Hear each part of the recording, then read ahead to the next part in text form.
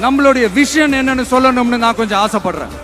எல்லாருக்கும் நிரந்தரமான வீடு இருக்கணும்.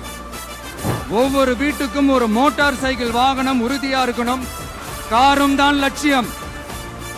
அதுக்கான வசதி வாய்ப்பை உருவாக்குற அளவுக்கு பொருளாதார வளர்ச்சிக்கு வழியை உண்டாக்கணும். ஒவ்வொரு வீட்டில் இருக்கிற ஒவ்வொருத்தரும் மினிமம் டிகிரி படிச்சிருக்கணும்.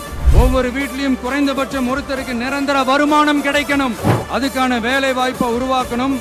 அதுக்கு தகுந்த மாதிரி கல்வியில பாடத்திட்டத்துல சீர்திருத்தம் செய்யணும். கவர்மெண்ட் ஹாஸ்பிட்டல்ஸுக்கு மக்கள் எல்லாரும் பயம் இல்லாம நம்பி போற மாதிரி மாத்தணும். பருவமழை காலத்துல ஏற்படுற வெள்ளத்தால ஊரும் சரி மக்களும் சரி விவசாயமும் சரி பாதிக்கப்படாம இருக்கணும்.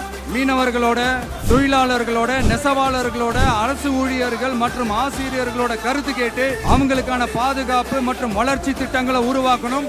உருவாக்குறது மட்டும் இல்ல, அதை செயல்படுத்தணும். முக்கியமா இண்டஸ்ட்ரியல் டெவலப்மெண்ட்ஸ்ல கான்சென்ட்ரேட் பண்ணணும்.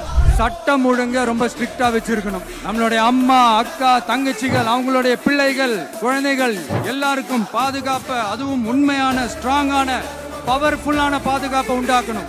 அண்ணா யூனிவர்சிட்டியில நடந்த அந்த பெண்ணுக்கு நடந்த அந்த பிரச்சனை மாதிரியோ, இல்ல கோவையில நடந்த அந்த கல்லூரி பெண்ணுக்கு நடந்த பிரச்சனை மாதிரியோ அதெல்லாம் நடக்க விடவே கூடாது.